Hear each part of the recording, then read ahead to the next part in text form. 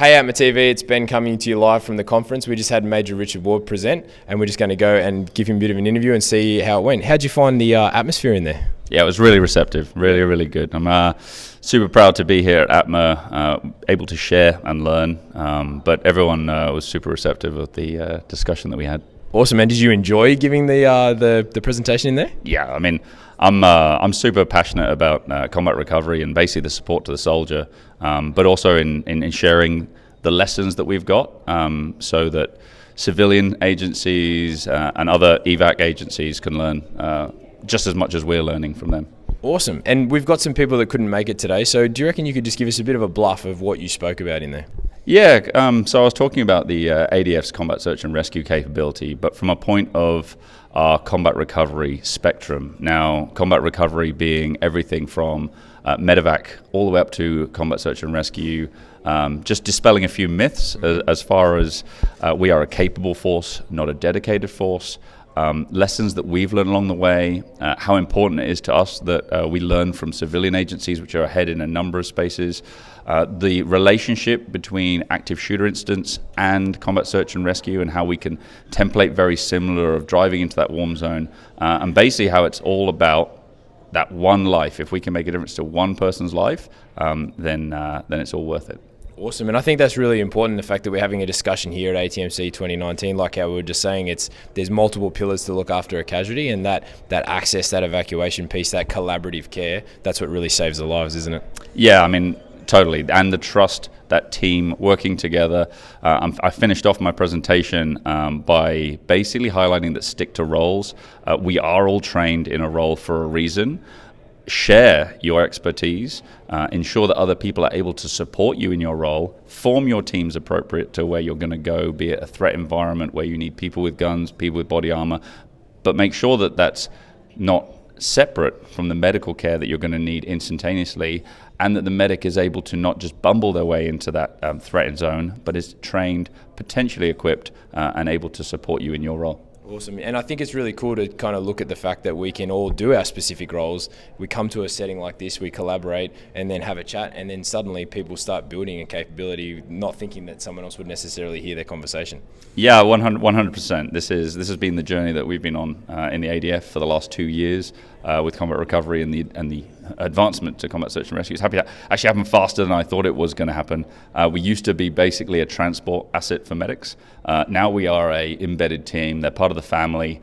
We trust them 100% with the aircraft. We trust our recovery crews 100% with the aircraft. They operate, they look after themselves, they help us out. So being able to come to a totally collegiate environment like this, where everyone's willing to learn, listen, and just wants to be part of the team of saving lives, and having that experience is really worthwhile and great to see. Exciting times ahead. And with tactical medicine, we like to ask the question, what does tactical medicine mean to you? Tactical medicine, here we go. I'm going to annoy a few people with this one probably. But so tactical medicine to me is, again, it's on that scale by which tactical medicine is ultimately about what is the most important thing to save that life now, to ensure that person can get to that deeper level care, those highly trained doctors, those highly trained specialists where they can use all of their skills. So ultimately to me, it's about controlling the bleed and ensuring the airway is secure. And ultimately, harshly maybe, saving those that you can save. Yeah, no, well spoken. So you've just given your talk. What's the next thing you're looking forward to at ATMC 19? Really, it's the engagement with other agencies. I've come to this as a little bit of an unknown as far as a lot of people, or they know me from my Twitter face at Warhorse94. But the reality is now that I've spoken, I'm hoping there'll be a lot more engagement with questions, opportunities where people will potentially offer to come and train, give advice, and I'm really looking forward to listening to all those things and hearing some of the presentations that have already happened, but some of the expertise that's in the room and some of the experiences that are coming up, especially those hearing from the injured casualties point of view, especially at this ATMA with its theme, are going to be quite eye-opening, because sometimes we think we know boats, but unless you've actually been there and done that, you genuinely can't say you know boats. Yeah. Having that subjective point of view, like what it's like to be the CAS, makes you a better care provider, doesn't it? Yeah, it really does. And what do you think, from your point of view, what's the biggest issue being faced by those casualties inside the tactical care continuum? What's the biggest issue? Well, one, they're a casualty, so that's a pretty big issue for them. But ultimately, it comes down to the scale. Generally our triage, generally our speed, generally our ability to get things on, especially in the military environment, the communication to get an asset to them in an appropriate time, with all our systems and everybody wanting the 100% solution, at times is slowing that down. The over-focus sometimes on the fact that we can provide a medical capability in a tiny little box doesn't mean we must provide that capability. So sometimes we're getting a little bit lost in what we should be providing to that person in a timely. Like people say, the 60% solution delivered like on time is way better than the 100% solution delivered late. Yeah, well spoken. Awesome. What we're going to do now is have a little bit of a quiz. Okay, we spoke about this because obviously you're a pilot, so there might be some slides that come out of this. Okay, when you start talking like this, I draw a curtain. Just give me a blank response. Okay, soft TW or CAT? I have no idea what you're talking about. What do you carry as a pilot? Do you carry CAT tourniquet? Yep. Okay, we carry CAT tourniquets. We carry Celox. We carry Israeli bandages. Basically, we carry a complete IFAC. Being the military, we're all provided with IFACs. We carry those.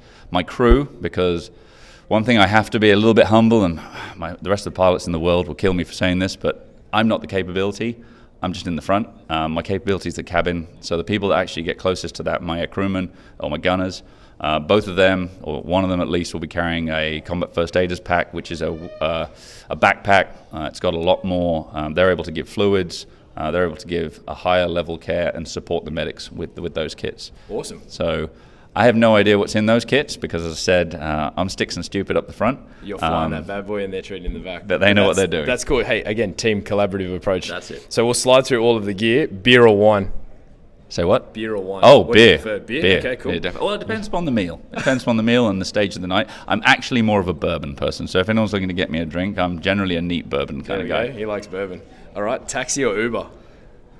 Who's paying? Uber. You're paying. I'm paying. Generally, I'll use Uber. Uber. Okay, cool. iPhone or Android? iPhone. Cardio or weights? Oh, you can't flex cardio. Everybody says that. No one said cardio yet. Awesome. Thank you so much for your time, mate. You have a fantastic day. Lovely to meet you. Thank you.